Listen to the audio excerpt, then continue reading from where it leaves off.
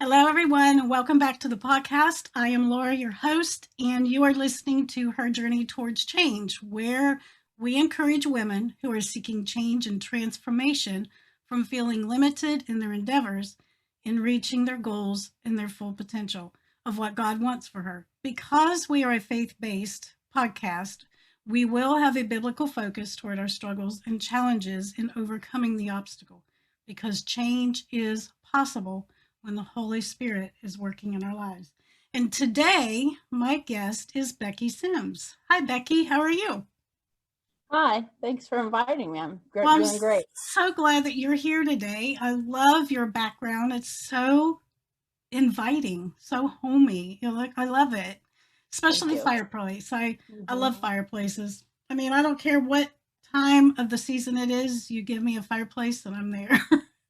So, but I'm glad that you accepted the invitation to come on to my podcast today. We want to talk about your book, which I have right here, Porch Chair Prayers. And hmm I have to say, it was a really great book to read. It was very encouraging to me. Um, Thank you. is it okay if I go ahead and read your bio real quick? Sure. Okay. Becky Sims has a strong faith in Jesus and a love for writing and encouraging letters to friends and others. In July 2020, she began a blog called Porch Chair Prayers, and you can find that at porchchairprayers.com, to help other women longing to grow closer to the Lord, to gain hope and meaning in their lives while looking forward with a confidence to eternity in heaven. A new hmm post is released each Sunday morning. Porch Chair Prayers 28 Quiet Devotions with the Lord is a devotional book incorporating blog posts, devotions, which has already been released. It was self published with the help of her sons, who did the editing, formatting, and cover designing. And I have to say, they did a great job on it. It looks great. Thank you. This time in our world especially is difficult with social distancing, separating us from family, friends, and even our churches, which is so true. Fear and confusion can overpower peace and quiet time for many women. Each devotion contains a title and Bible verses, followed by a short life story, poem, or action steps. The focus then returns to the reader back to the truths of God, concluding with a prayer and journal prompt, which was very helpful for me. I appreciated that. These readings can be completed in as little as 3 minutes, while allowing for further study and reflection. Becky is a wife, mother, hope writer, former teacher, and an author. She has been active in her church choir. She especially enjoys her quiet time with the Lord and often spends time on her porch chair in prayer. Which brings me to the very first question about this book. What inspired you to write this book? Well, I would say that I've always been a writer, and starting in high school, I would write letters to a friend of mine that we just met at a party, and we got to know each other, and we were going to looking forward to hanging out again. And she ended up moving away, so we became pen pals because it was back in the day when long distance cost a lot of money, and there was nothing else we could do. So that's what we didn't have the funds. So we started out writing back and forth. And then I just found that writing was a way to share with other people. And so then, like, when I got older and was like starting work in teaching, there was like an aide there that was going through a divorce, and she just needed someone to talk to. So I would listen to her and ask some guiding questions. And then at night, I would go home and I would just ask the Lord to help me write a letter telling her what she needed to know. And I would have that letter, and in the mornings often she would stop by and pick it up before school even started. And there was another time that one of the teachers was having difficulty with a fellow coworker, and I just wrote a note that said something simply about how we don't know what other people are going through, and that maybe, Mm, that could cause them to act in a way that's unkind to someone else. And in that, she came back to me one day and just said, "Thank you for that note." And I have it in my top desk drawer at home, and I pull it out on Sunday nights when I'm stressed about the upcoming week. So I know that the words matter, and Yeah. that's one of the gifts that I have that I could share. So a few years later, I was I was at home and reading one of my newsletters that I got from First Place for Health, which is a Bible study that I've been involved in for a good number of years. And they had a request to have some people write some journal or devotional writing. They were going to put out a new book, and so they had some different Bible verses, and one of them just clicked with me, and I just knew I was supposed to write on that topic. And the thing about it was about something that I had done that I wasn't very happy about. So I was having a hard time forgiving myself for it. And so I was like, I know he wants me to write about this. And my husband was like, are you going to be upset if you put forth the effort and write this and then it's not accepted? I'm like, are you kidding? I don't want anybody to know I made a mistake. No way. But after I got that one written, there was still time, and there was another Bible verse that that seemed to indicate that I could go ahead and write another story that I had. And so that was fun story that I really wanted to share. And so I just submitted them. And then it was like a year later before anything happened. And one day I just went out on my front porch, and there was a box with 2 copies of the book, and both had been accepted. So that was pretty Wow. cool. So that was how I knew that, and that the format of those is the same as what I have in my book. So that Okay. even from way back then, that I knew that was the style of writing that I wanted to do, at least as starting out. So it all started out with you writing letters to Hmm. those who needed the encouragement. That's Right. just incredible, that it started out from that and ended Hmm. up in a published book. I mean, you Yeah. can't get any better with your words than that. Getting it out there for people that need to read it. I mean, that is great Hmm. encouragement. So, what does it mean to you personally now that you've have a published book? Well, one thing is I have some friends and followers that are reading the posts every week. Hmm. But I also have friends that are not tech savvy, so I end up sending it to them. And I know there are others that would prefer to have it in book form. And it's just, it's kind of cool that my boys are involved, and we've been working Yeah. together on doing that kind of thing. But in addition to that, it's that I now have something, because it's harder for me to share my faith outright, just to talk to somebody that I don't know. I mean, I could say a few words and that kind of thing, but actually having a book that I can pass on to somebody else, and they can see, kind of just the stories of my life, learn a little bit about me, and then also be able to, see the faith part of my life. It's just, I'm hoping that it gives them encouragement as well. And Well, the it can reach more stories, people that yes, the stories are very relatable. I mean, um, just reading it helps a person to get to know you, like, personally better, to understand where you're coming from with your words. So way. it's a great way to do it. So the title alone, let me hold it up, Porch Hmm. Chair Prayers. Hmm. And I think this is probably something very personal to you, I would assume. It is, yes. Well, definitely. We built our house, and so we've been here for 20 years, raised our family here. And the porch was a part of the reason we picked this plan in the first place. And then for my husband and my 25th wedding anniversary, we actually bought the chairs for our front porch. And so it is a place that if I had my choice, I'd be on the beach somewhere sitting all Yeah. the time in my oasis, but this is my oasis. And so sitting on the porch chair, and that's a good place for me to write and to pray, and it's where I feel the closest to the Lord. It's also where I can share time with, on conversations with friends and family, having tea or Mhm. something and just kind of talking. So, it is a personal topic, and why I wanted that picture for the porch. Well, of course, that's where all the inspiration came from. So Right. this is a very personal book to you. I appreciate Hmm. that. I really do. That it's just from front cover to the back and everything in between is just so personal. Um, Hmm. one of your first devotional in the book is God Provides. And I Hmm. found it encouraging. It was just so encouraging that you shared this as your first story. Can you share what happened in this very first one? This was actually the very first devotional I wrote, and that was put on my blog the very first time.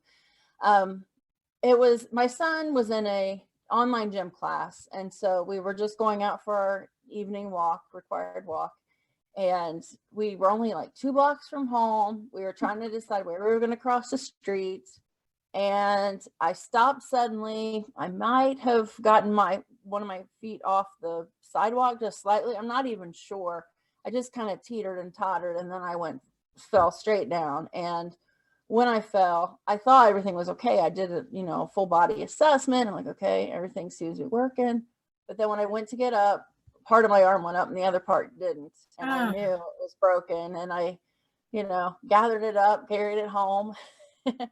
And and I, there was no way it was going to be fixable without surgery. So I knew all that, but I definitely felt God involved in it. And he brought people, the right surgeon and the right doctors. My parents changed a trip to be home for me.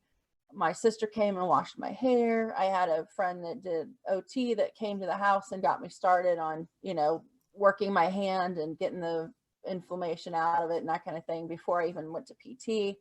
People from the church brought meals. And it was one of those times where it was my left arm, which is what the one that I write with and do everything with. It's my dominant. So I really was limited in what I could do. I was really in need of the help, very appreciative of the help, but also also willing to ask, which is something I don't yes. like to do because I knew it was time. And I also knew that the other people were being blessed by helping me. And Yes. or but yeah, so it was like very okay, which was kind of interesting. Okay on And both ends. Yes. right. And I would and I just was so thankful that the Lord, had someone that could put the screws and plates in to hold it together, and that he had the healing power built into our design that it would, go back together and be fine and work. And actually my handwriting's a little better now than it was before. That's awesome.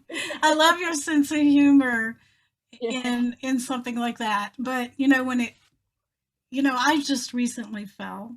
I have never had any broken bones in my entire life, knock on wood. Hmm. But I am getting up there. I'm 50. I just recently turned 58. So it was just a stumble. I had something on the floor and I thought I'd stepped over it enough and I didn't. And my foot just tripped right over it. And I landed straight down on my left knee. And I've Hmm. never been in pain like that ever. And I thought for Hmm. sure it was broken. Like I said, I've never had a broken bone, so I don't know what a broken bone feels like, but it hurt. So Hmm. it started swelling. I went in and eventually had X-rays, and there's no fractures. And I'm still having trouble with it. That was over a week ago, Hmm. but I found out, which I kind of thought, but it was a blessing in disguise because through the X-rays I Hmm. went ahead and asked them because I was having trouble with my hands, and I thought, well, maybe I fell and landed on my left hand when I hit down on my knee. To come to find out, I do have um, rheumatoid arthritis, Hmm. and they were able to find all that in the X-rays. So now I'm being set up with rheumatologists. So there are blessings. I am finding there are blessings in things in your struggles like that when it comes to physical health. But Right. I love this one because I connected with it just because recently I had that fall. One of your Hmm. devotionals is entitled Bread and Water. And I love the running joke that your family, I think you said your family only eats bread and water during the Yeah. weekdays. Can you share how all of this came about and how you use this for a spiritual comparison? Right. Well, my older son lives out of the house, and he's like an hour and a half away, so we don't get to see him except usually on the weekends. And he'll come home a lot more right now, just because we've been doing the social distancing thing. So we're not, there's not as many activities. So, Right. but I always feel like I want to just save the good food for when he's home too. So we'll just kind of, we just kind of. It's not that we scrounge. I do fix Right. food, but it's more like leftovers or whatever. And it just started to be like a joke, like we just get bread and water, that's all. And then when you come home, we get to have the good stuff. So if he doesn't come home for a weekend, forget it. It's all his fault that we have to eat bread and water. But so it's just been kind of funny. But I look at it as, you can survive for a time with just bread and water. You don't have Yeah. to have all the fancy foods and all that. You can get by, but there is a living bread and a living water that lasts forever and gives us eternity. And I just want to read a couple of verses here that I have with that devotion. And the first one is John 6, verse 51. I am the living bread that came down from heaven. If anyone eats of this bread, he will live forever. The bread that I will give for the life of the world is my flesh. And then the other verse is John 7:38. The one who believes in me, as the scripture has said, will have streams of living water flow deep from within him. And I just like to think of, just remember that Jesus was sent to earth Mhm. to live among us, to teach us how to live. And then he died on the cross and rose again. And that's what gives us this eternal gift of being able to go to heaven as believers. So that's why. Great. That's a great application to that spiritual application, especially with,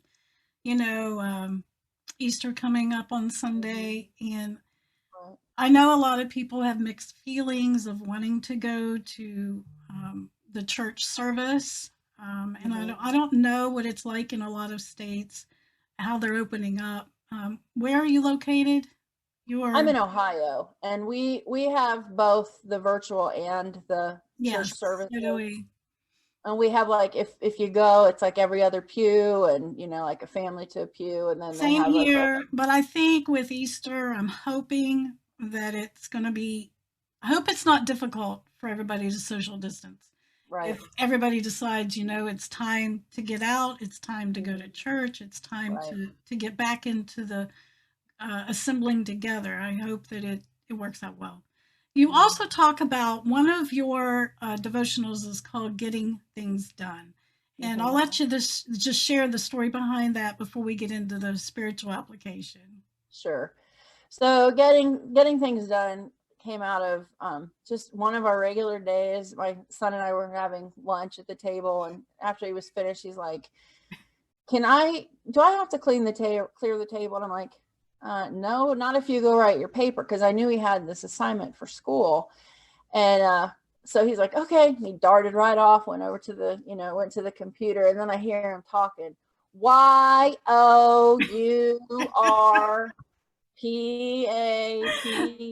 and literally typed your paper on the computer. And I'm like, oh my gosh, that is not helping.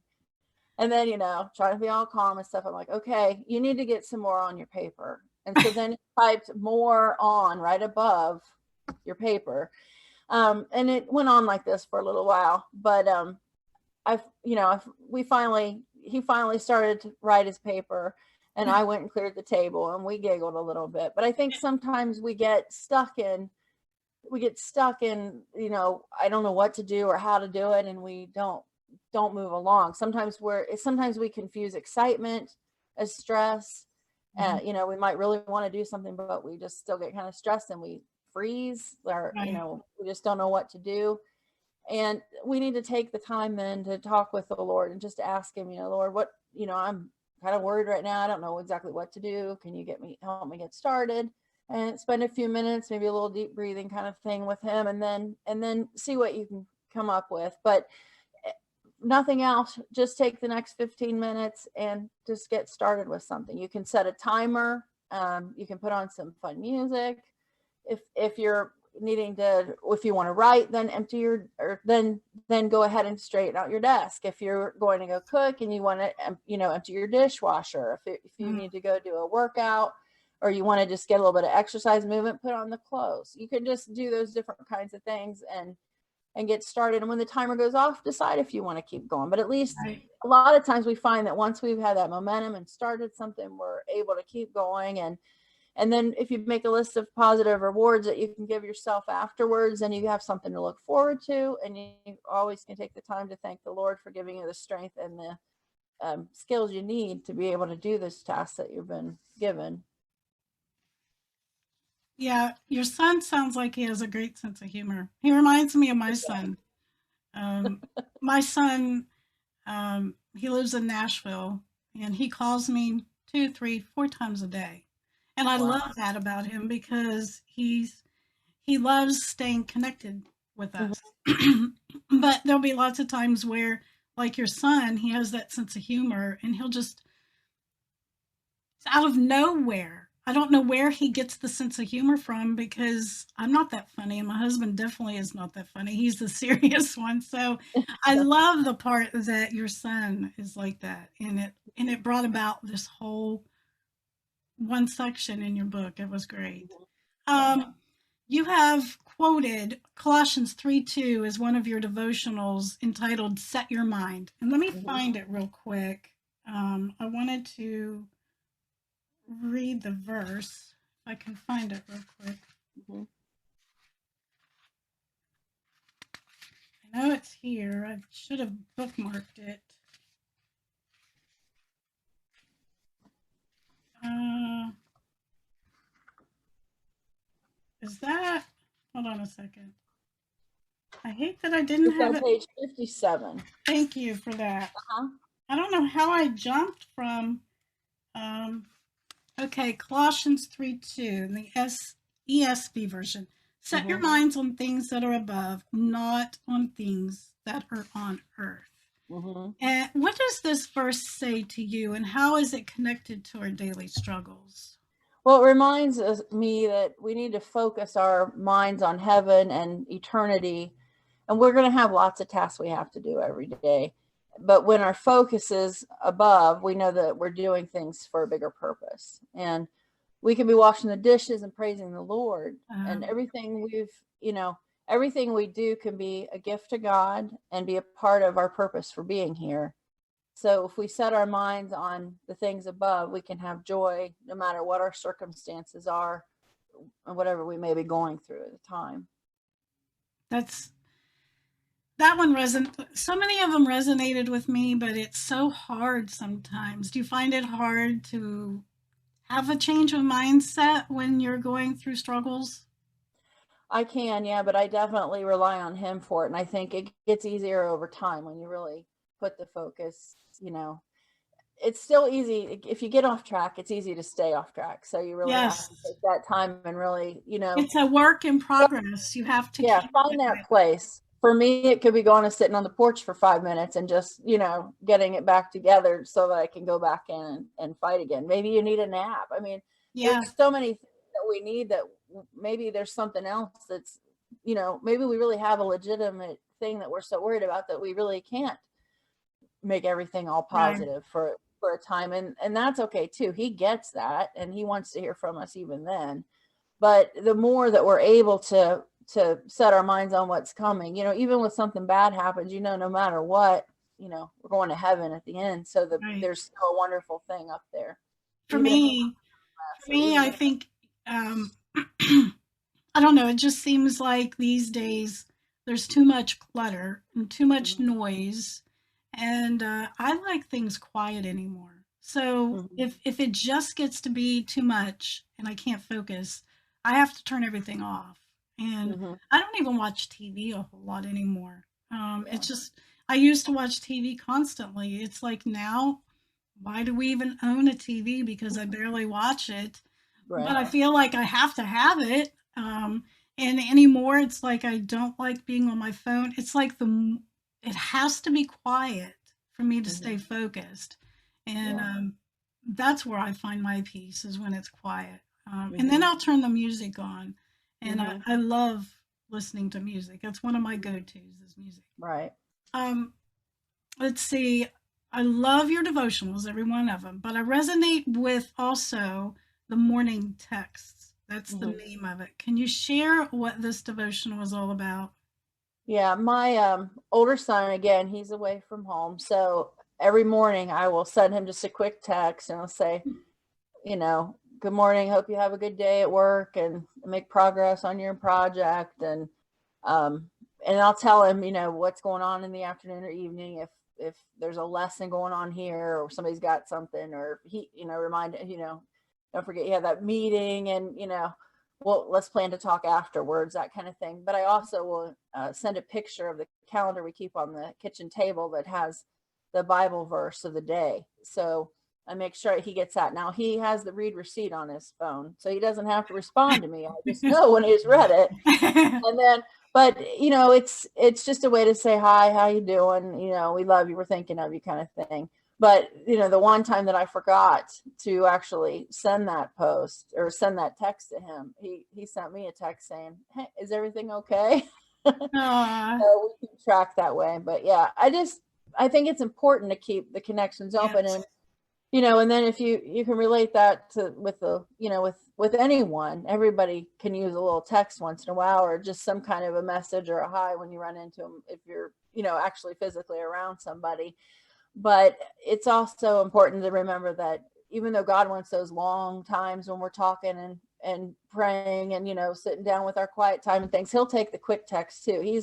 We got a direct line to him and we can send that's him so anything. true.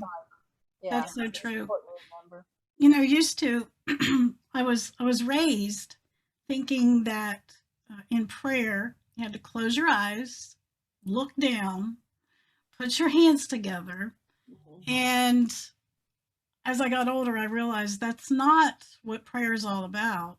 And Mhm. if you keep your eyes open, that's okay. I mean, there's Mhm. lots of times where I'm in a car and I could be driving. And of course, Mhm. you cannot close your eyes while you're driving, but I will Right. actually be praying while I'm driving. So Mhm. I think you have to have an open mindset on ways that you can connect to God. There are so many ways that He can accept us in the ways that we want to talk to Him. And a lot of people don't realize that. Um, Right. that you can actually, even at moments where I've gotten down on my hands and knees and I've been talking to him while I was crying, and I couldn't understand a word I was saying because I just was so emotional, but he knew Yeah. without even having to say the words, he knows. Mhm. He knows Right. exactly what's on my heart. He could So I understand it. appreciated that so much. Mhm. Um, let's see. I want to go next to your vision letter. Let's see if Mhm. I can find that one. I'm Yes. terrible. Why didn't I mark these? It's the last one, so that shouldn't be too hard. Thank you. Yep, 72. Okay. Um, it's called Lord, I Believe. And I Mhm. just want to, you have so many in here, but I want to read a few of these. Mhm. Um, you said I was asked in one of my Bible studies to write what I believed is God's vision for my life. Here's my vision letter to God. Dear Lord, I believe your vision for me is to gain in health and lose in weight on my body, my heart, and my mind. You are dependable and reliable, a constant companion in my life. You listen to my praise, my pain, my everyday grumblings. You long for a close relationship with me and are not offended when I speak with you, asking why you have allowed things to go a certain way. And that is so personal. Mhm. I think a lot of people, women especially, can relate to that. You want me to go back to the basics, to the fundamentals, and form routines which will become disciplines that will keep me within your safe boundaries and will reduce my decisions as I will know what I can do and not do, what is good and kind, will help me and others to prosper. You are telling me not to weigh my success by a number on the scale or a list of completed projects, but by the close relationship I have with you and those who have surrounded me with. I just wanted to read that. Can you share with the listeners what helped you to see and focus on your God given vision? Yeah, well, I think, spending the time talking with him and listening to him and having that kind of, we kind of know what he wants for us. I think it's partly in, we can read the Bible and get ideas, but it's also in the kind of things we have in our heart that we want to do, the gifts that we've been given. And Mhm. so if we take the time to focus on, what is it that he's laid on my heart at this time, or okay, he's given me a special gift for whatever it might be, we can kind of use that to help us to devise our own vision statement. But you really, all this comes, from the Bible, and then Yeah. just from our time with him. You can start small and build on it as you go. So um Yes. yeah, we may not have the clear path, but God, the Bible, he gave us the Bible for our guidance, and we can sit quietly and reflect on where he has taken us so far and the desires he's placed in our hearts. And some of the actions we have to do are going to be difficult, but God asks us to lean on him, and he'll be there to encourage us and support us throughout the journey. You're right about that. Some of the actions are going to be hard. Mm-hmm. Um, and I think back. I wish that I could think of this daily, but as Easter comes around, you are reminded of what Jesus actually had to go through, the Mm-hmm. persecution and the pain and torment and all of that he had to go through. And it's like what I think is a struggle is nothing compared to what he went through. And if I Mm-hmm. could remember to think that every day, maybe my struggles wouldn't seem so big. But, living here on earth, it's one of those things that I make that mistake and I am self centered and I just don't think the way that I should sometimes. And I wish that I could. And this helps me to, Mm-hmm. this one particular one helps me to be able to do that. So I appreciate that. Yeah. Um, how has this book helped you in moving forward with a positive change? Well, okay, so I've known for more than 20 years that God wanted me to write a book. And I told him, I will write a book Mm, when you tell me, the time is right, and when yeah, you give me the topic you want. And, until then, I'll just do the little letters, and, I'll do the other kinds of things that I've done for teaching and for my family and friends. But during this season when we've been mostly at home, I got the message it was time to start a blog and start writing, getting my word out there again. And I asked one of my sons to just, could you just set me up with a blog? And he's like, sure. And in a couple of days I had it set up. And so, it was like, okay, then I need to really follow through. And this has been a family project that my husband and sons have been yeah, there for all the technical support, for all the editing and formatting, and that made the Kindle book and made my website, and everything that I have is like that. If it hadn't been for them, the cover design, it'd all still be in the computer. But I did ask them, I said, hey, do you think we could get this book out by my birthday? And they're like, sure. When's your birthday? And I'm like, 5 weeks. Yeah, I think we can do you that. did all I of mean, this in 5 weeks. yeah. Well, it was 3 weekends and 2 weeks in between. But in reality, the writing was done. So it was just, True. there was a whole program. I don't know what they did. A whole program was made to take it from the blog to put it into the Right. book, and some of that kind of thing. So it took a lot of, I mean, they were done. They were spent at the end of the time. We all were. But it was something that we did together, and it really, well, I had to rely on God for everything. I mean, Yeah. I was waiting for his timing. He not only provided the stories and the words, but he provided the help. He provided everything with the guys, and I wouldn't have had that years ago if I'd been trying to write. But now that they're, I have a whole team on my side. So Is this it's something that your family has done before, like a collaboration, or is this the first time you've ever worked on something like this together? Well, this is the first time we've done a big project like this. I think the only thing I can kind of remember was way back for my mom and dad's one of their anniversaries that, my older son was around then, and so he did like a lot of the putting the pictures together and the music together. So Yeah. we've done things like that. You know, we are a family that kind of works together, but this was like the first big thing.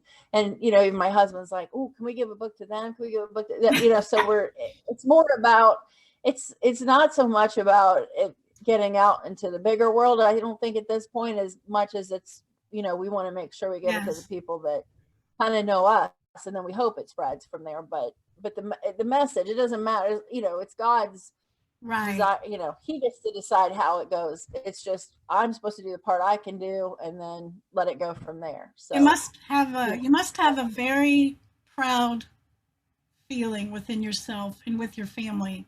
All of you feeling so proud to know that you were able to work together and get this done and actually see the finished project. It's fun to see it. It Yeah. is, but you know, I definitely feel like, you know, it was totally worth waiting for God's timing, because once you get to that place, it goes so fast. You can, I mean, you know, you can get invited on podcasts and all kinds of things. You Well, hadn't I definitely want to expected sit it at down all. sometime and talk to you because we have so much in common that I'm realizing. But Yeah. I have had the desire and the dream to write a book ever since I was 16. And Hmm. I've had different ideas for years of what that book might be. And every time Hmm. it changes. And I'll say, no, I want to Hmm. write about this. No, I think I'll write about that. And you said something that hit it right on the nail, that it's in God's timing. And It I is. think that my time is coming soon. Hmm. Um, and I think I really know I've been working on it. It's just a matter of getting it finished. Hmm. But I think that, you know, a lot of people, have these dreams of being a rock star or Hmm. being a famous author. And it's like, I used to, when I was young, I used to dream that way. But this book, if I ever get it finished, will be just a personal thing for me. And I don't Hmm. care if anybody reads it or not. As long as Hmm. I realize I can get it done, that's enough for me. So Right. I appreciate so much of this conversation because you've been an inspiration to me. Thank you. And you know, I think too nowadays the fact that we can self-publish, you Yeah. know, is a blessing. You know, the first two devotions, well, and there was actually a third one that were published in other books, and those are, you know, professionally published and whatever. But it is nice to know that, you know, I didn't feel like some of the things I have in the book are related more to this time that we're in, you know, and have been in Right. with the COVID. And I didn't think that waiting that year and trying to find, you know, I don't have a big enough platform and all that stuff to get it out there traditionally published was the best way. And Right. since I had the help around, it's like, let's just go for it. So, you know, I think sometimes it's more about getting the message out than it's about getting it out True. in in a in a grandiose way with a big Yes. production. So, what do you hope others will gain from reading your book? I hope they'll understand that their stories and their gifts matter and are valuable to God and others. I want them to know that their everyday routine is important, you know, whatever they're doing. And I want them to, again, what you kind of said that's on the book is just that I want them to have that longing to grow closer to the Lord and to gain that hope and meaning in our lives that we, as we look Right. forward with confidence to eternity in heaven. Because I mean, that's the most important thing. It is. It is. Yes. And, you know, this is all a struggle and a trial. And, you know, I mean, there can be fun parts and things too. And Yeah. we learn a lot here, but it's that time in heaven that I'm most looking forward to.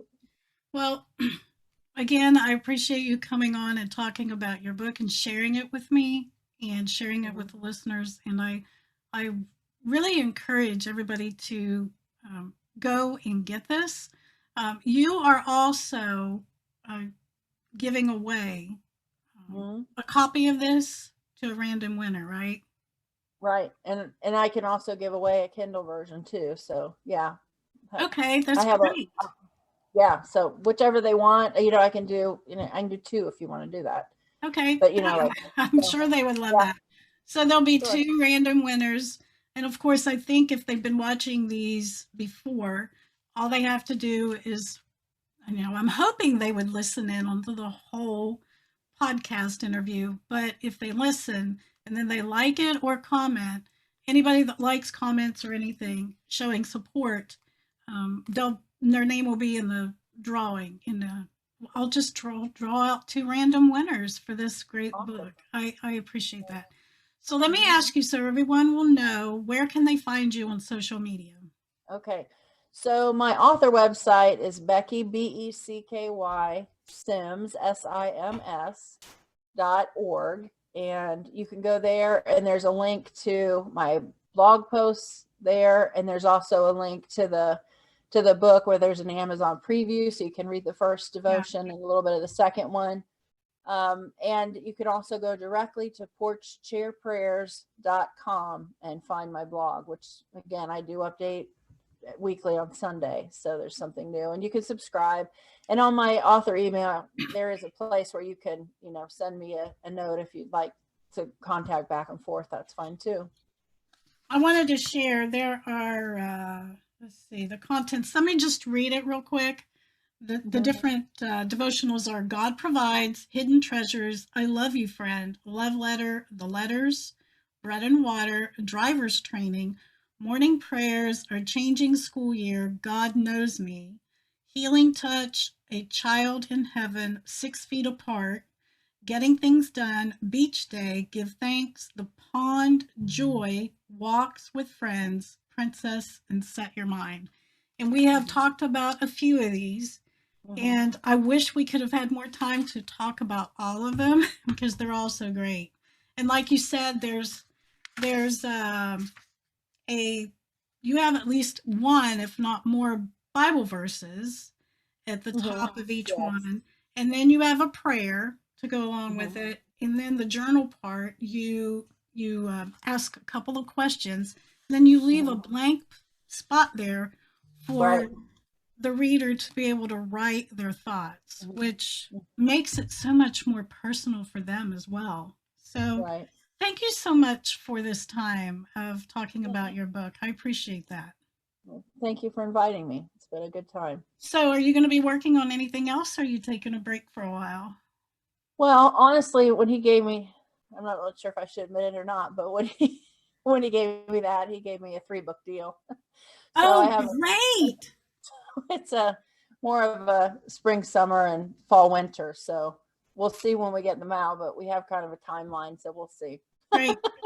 So, we will keep in touch, and whenever something with that happens, I All definitely right. want to have you back.